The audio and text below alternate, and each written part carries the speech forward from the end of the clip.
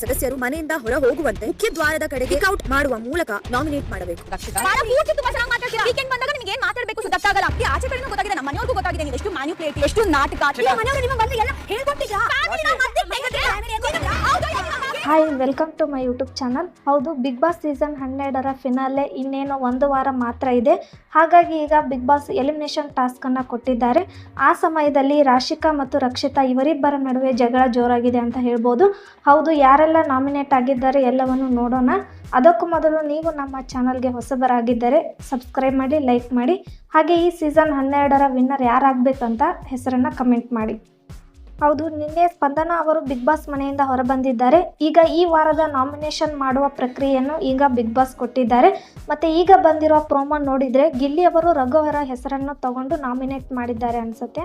Nominate ಮಾಡೋದು ಹೇಗೆ ಅಂದರೆ, ಬಾಲ್ ಇರುತ್ತೆ, ಆ ಬಾಲಿಗೆ ನಾಮಿನೇಟ್ ಮಾಡುವ ಸ್ಪರ್ಧಿಯ ಫೋಟೋ ಅಂಟಿಸಿ ಆ ಬಾಲನ್ನು ಮುಖ್ಯ ದ್ವಾರದ ಕಡೆ ಕಿಕ್ಔಟ್ ಮಾಡಬೇಕು, ಅಂದರೆ ಹೊರಗಡೆ ಹೋಗೋ ರೀತಿ ಮಾಡಬೇಕು. ಅದೇ ರೀತಿ ಗಿಲ್ಲಿ ಅವರು ರಘು ಅವರ ಹೆಸರನ್ನು ತಗೊಂಡು ನಾಮಿನೇಟ್ ಮಾಡಿದ್ದಾರೆ. ಅದೇ ರೀತಿ ಧ್ರುವಂತ್ ಮತ್ತು ಧನುಷ್ ಅವರು ರಘು ಅವರ ಹೆಸರನ್ನು ತಗೊಂಡು ನಾಮಿನೇಟ್ ಮಾಡಿದ್ದಾರೆ ಅಂತ ಹೇಳ್ಬೋದು. ರಕ್ಷಿತಾ ಅವರು ರಾಶಿಕಾ ಹೆಸರು ತಗೊಂಡಿದ್ದಾರೆ, ರಾಶಿಕಾ ಅವರು ರಕ್ಷಿತಾ ಹೆಸರು ತಗೊಂಡಿದ್ದಾರೆ.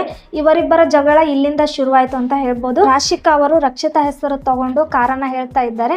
ವಾರ ಪೂರ್ತಿ ಇವರು ಚೆನ್ನಾಗೇ ಇರ್ತಾರೆ, ವೀಕೆಂಡ್ ಬಂದ್ರೆ ಮಾತ್ರ ಇವರು ಬೇರೆ ಕಾರಣ ಸಿಗೋದೇ ಇಲ್ಲ, ಏನೋ ಹೇಳ್ಬಿಟ್ಟು ಹಾಗೆ ಹೀಗೆ ಅಂತ ರಾಶಿಕಾ ಹೇಳಿದಾಗ ರಕ್ಷಿತಾ ಅವರು ವಾದ ಮಾಡಬೇಕಾದ್ರೆ ರಕ್ಷಿತಾ ಹೇಳ್ತಾರೆ, ನಾನು ಏನು ಹೇಳಬೇಕು ಅದನ್ನೇ ಸರಿಯಾಗಿ ಹೇಳಿದ್ದೇನೆ ಅಂತ ರಕ್ಷಿತಾ ಹೇಳಿದಾಗ ರಾಶಿಕಾ ಹೇಳ್ತಾರೆ, ನಿನಗೆ ಒಬ್ಬರನ್ನ ಹೇಗೆ ಮ್ಯಾನಿಪ್ಯುಲೇಟ್ ಮಾಡಬೇಕು ಅಂತ ಚೆನ್ನಾಗಿ ಗೊತ್ತಿದೆ, ಇದನ್ನೆಲ್ಲ ನಮ್ಮ ಮನೆಯವರು ನೋಡಿದ್ದಾರೆ ಅಂತ ರಾಶಿಕಾ ಹೇಳಿದಾಗ ರಕ್ಷಿತಾ ಕೇಳ್ತಾರೆ, ಹಾಗಾದ್ರೆ ನಿಮ್ಮ ಮನೆಯವ್ರು ಬಂದು ಎಲ್ಲಾನು ಹೇಳ್ಬಿಟ್ಟು ಹೋದ್ರ ನಿನಗೆ ಆ ರೀತಿ ಅಂತ ಕೇಳಿದಾಗ ರಾಶಿಕಾ ಹೇಳ್ತಾರೆ, ನೀನು ನಮ್ಮ ಮನೆ ವಿಚಾರಕ್ಕೆ ಬರಬೇಡ, ನಮ್ಮ ಮನೆಯವ್ರ ವಿಚಾರಕ್ಕೆ ಬರಬೇಡ ಅಂತ ಹೇಳ್ತಾರೆ. ಮನೆ ವಿಚಾರ ಬಂದ ತಕ್ಷಣ ರಾಶಿಕಾ ಅವರಿಗೆ ತುಂಬಾ ಕೋಪ ಬರುತ್ತೆ ಅಂತ ಹೇಳ್ಬೋದು. ಆಗ ನಮ್ಮ ಮನೆ ವಿಚಾರಕ್ಕೆ ಬರಬೇಡ ನೀನು ಅಂತ ರಕ್ಷಿತಾನ ತಳ್ಳುತ್ತಾರೆ.